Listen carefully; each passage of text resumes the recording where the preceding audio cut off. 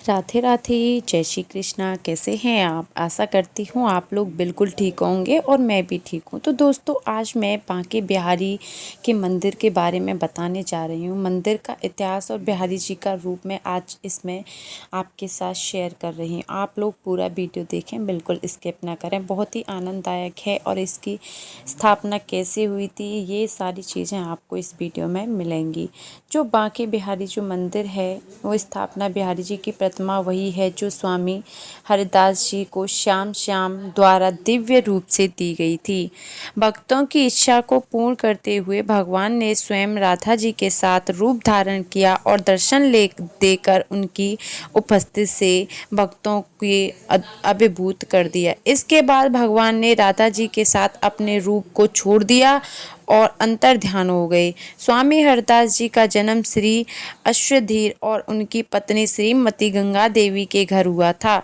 उनका जन्म वर्ष 1535 विक्रम 1778 ईस्वी के भाद्रपद माह की राधा अष्टमी तिथि को हुआ था, जो वर्तमान में उत्तर प्रदेश के जिले पास स्थित एक छोटे से गांव में हरिदास के नाम से प्रसिद्ध है। उनके कुल की परंपरा श्री गर्गाचार्य से जुड़ी हुई है, जो यादव के कलयुग कुल गुरु थे और भगवान कृष्ण एवं बलराम के नामकरण संस्कार के समय ब्रज आए थे। स्वामी हरदास जी का जन्म उन्हीं की परंपरा से हुआ था। स्वामी हरदास जी राधा जी के प्रिय सखी के रूप में पुनः जन्मे थे। यही कारण था कि उनका बचपन ध्यान और वेदों के अध्ययन में ही बीता, जबकि उनके समवयस्क बच्चे खेल कूद में व्यस्त रहते थे। स्वामी जी का विवाह हरिमती जी से हुआ था, लेकिन स्वामी जी ने सांसारिक सुखों से दूर रहते हुए ध्यान और साधना में अपने जीवन का अधिकांश समय बिताया।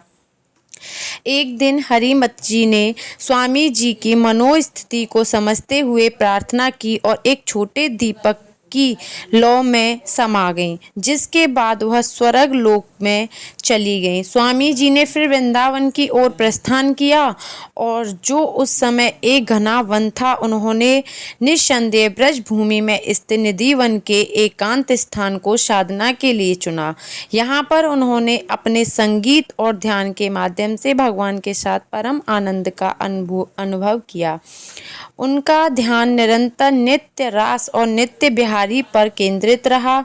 स्वामी जी की संगति और भक्ति की विशेषता भी थी कि उन्होंने कृष्ण की महिमा गाने के द्वारा इस ब्रजभूमि को दिव्य अनुभूति प्रदान दी। बांके बिहारी मंदिर।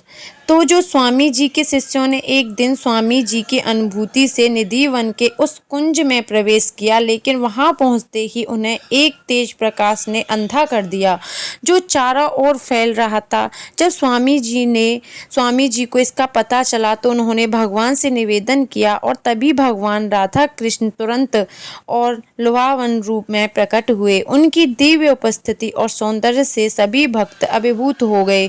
कोई भी भक्त उनकी सुंदरता को छोड़ नहीं पा रहा था। फिर स्वामी जी ने भगवान से निवेदन किया कि वे एक रूप में प्रकट हो जाएं, ताकि यह भव्य रूप संसार के लिए सहनशील हो सके।